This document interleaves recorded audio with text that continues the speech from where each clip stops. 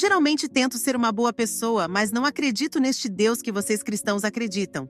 Você acha que eu vou para o inferno por isso? O que você entende por ser uma pessoa boa? De acordo com os padrões da nossa sociedade, de forma que, espero, as pessoas reajam bem a mim e me tratem bem. Certo, mas e se os padrões de uma sociedade forem moralmente questionáveis, como vimos ao longo da história? Então você diria que o objetivo da vida é ser uma pessoa boa? Eu não faço ideia de qual é o propósito da vida. Bem, então como posso responder à pergunta? Minha pergunta é: você acha que eu vou para o inferno? Não acho que Deus forçará ninguém a entrar no céu contra sua vontade. E se eu quiser ir para o céu? Isso implica buscar a Deus. Mas não parece que há como provar a existência de Deus nesta vida. Bem, deixe-me fazer uma pergunta. Se eu lhe desse um livro, você não precisa lê-lo agora, mas poderia lê-lo no verão. Possivelmente sim ou não. Já tenho muitos livros. Deixe-me perguntar outra coisa. Se Deus existe, você parece um pouco apática quanto a isso. Sim. Essa não é minha pergunta. Minha pergunta é sobre o inferno.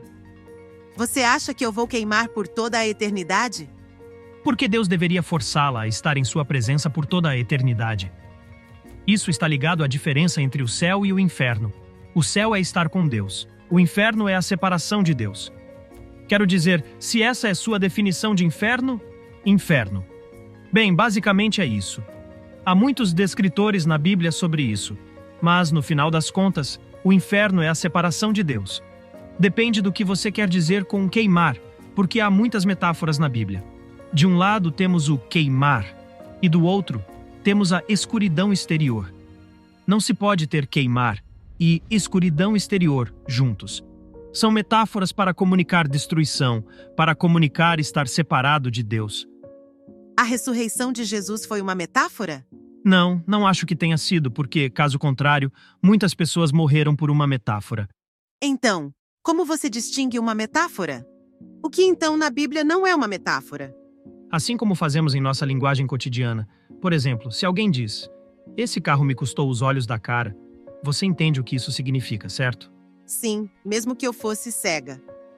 Exatamente. Geralmente conseguimos distinguir o que é uma figura de linguagem e o que deve ser levado ao pé da letra. O inferno, por exemplo, pode não ser agradável, mas até Christopher Hitchens dizia que, para ele, o céu seria como o inferno. Ele rejeitava Deus nesta vida e, portanto, não desejaria sua presença pela eternidade. Mas eu não sou Christopher Hitchens. Sei disso. Minha questão é, se Deus existe e o cristianismo for verdadeiro, você se tornaria cristã? Depende. Nesta vida ou em uma situação puramente hipotética?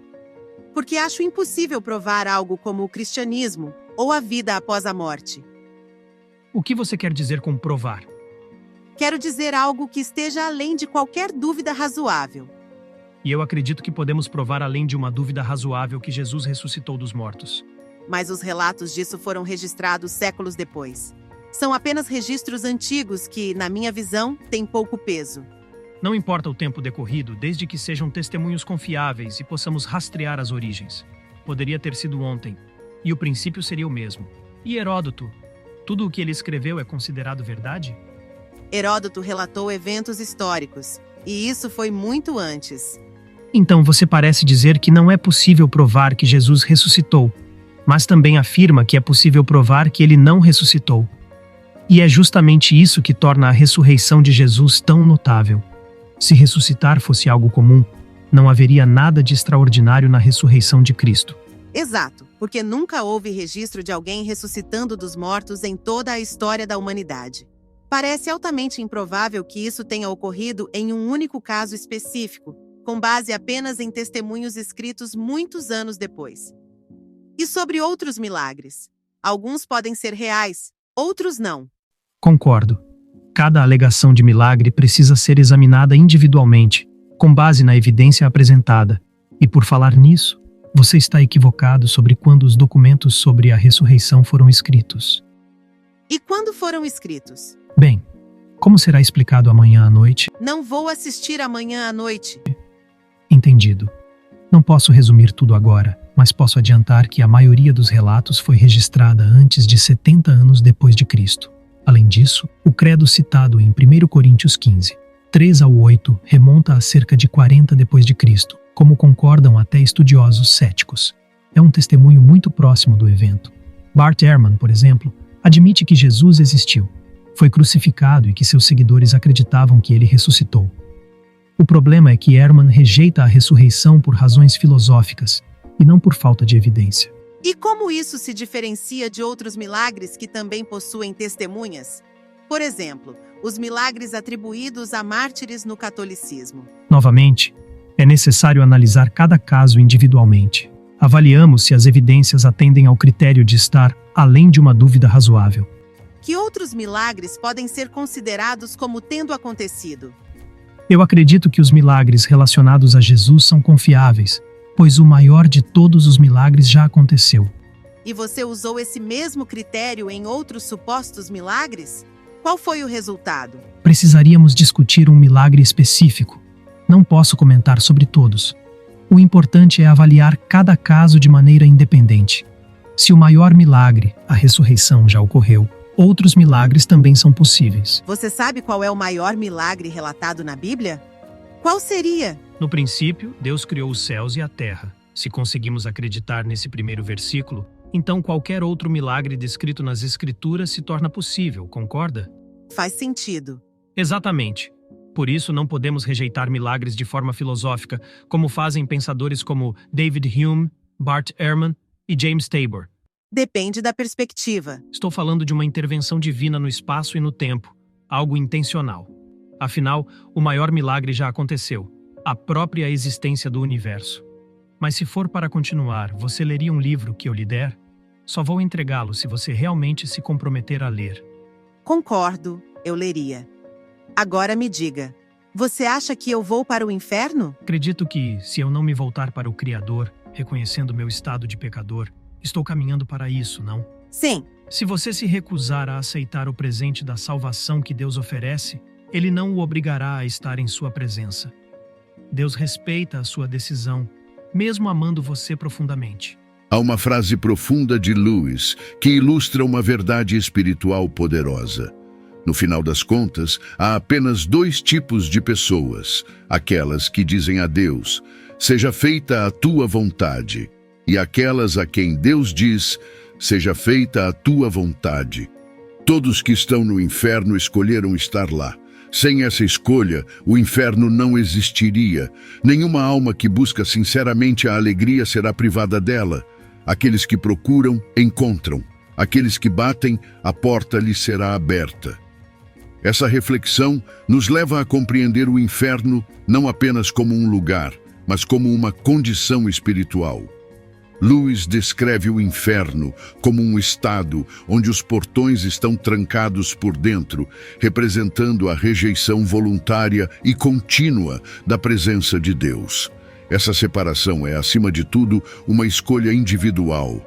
A essência do inferno, como muitos cristãos entendem, é a separação absoluta de Deus. Deus é a fonte de toda bondade, luz e plenitude, e estar longe dele é estar longe de tudo que traz vida e propósito. Embora teólogos discutam se essa separação é um tormento eterno consciente ou a destruição da alma, o ponto central permanece o mesmo. O afastamento de Deus significa perder tudo que é verdadeiramente bom. O Evangelho, no entanto, deixa claro que Deus não deseja que ninguém experimente essa separação. Desde o início, Ele nos deu o livre-arbítrio para escolher amá-lo ou rejeitá-lo. O amor verdadeiro só pode existir onde há liberdade de escolha. E forçar alguém a estar com Ele seria contradizer sua própria natureza de amor. Na cruz, Deus estendeu a maior demonstração de amor à humanidade. Ele ofereceu seu Filho, Jesus Cristo, como um sacrifício para reconciliar o mundo consigo mesmo. Esse ato é comparado a uma aliança nupcial, um convite a viver em comunhão eterna com o Criador. Quando alguém rejeita esse convite, o inferno se torna a consequência lógica, não porque Deus deseja isso, mas porque Ele respeita a decisão de cada coração. Essa verdade nos leva a um ponto crucial. Deus não força ninguém a estar em sua presença. O Evangelho é um convite cheio de graça, mas cabe a nós aceitá-lo ou não. Quando escolhemos rejeitar esse amor, estamos de fato dizendo, não quero estar contigo. E como Lewis descreve, Deus, com dor, permite que sigamos por esse caminho dizendo, seja feita a tua vontade. Portanto, a escolha é clara. Você deseja viver na presença de Deus? Ele oferece o seu amor, sua paz e a vida eterna, mas ele não forçará essa decisão. O chamado de Cristo é para que digamos sim ao seu amor e aceitemos a vida que ele nos oferece. Não espere para tomar essa decisão. Hoje é o dia de dizer sim a Deus, de escolher a luz em vez das trevas, de aceitar a vida em vez da separação. Escolha viver com Deus. Escolha a salvação que ele oferece gratuitamente. Escolha o amor perfeito que só pode ser encontrado em Jesus Cristo. Por isso eu te pergunto, você gostaria de estar com ele? Se você deseja aceitar Jesus e viver uma vida eterna com ele, ou deseja se reconciliar com Cristo, digite aqui abaixo. Eu te aceito, Senhor Jesus, como meu único Salvador. Pois assim, estará no caminho de ter uma vida eterna com ele.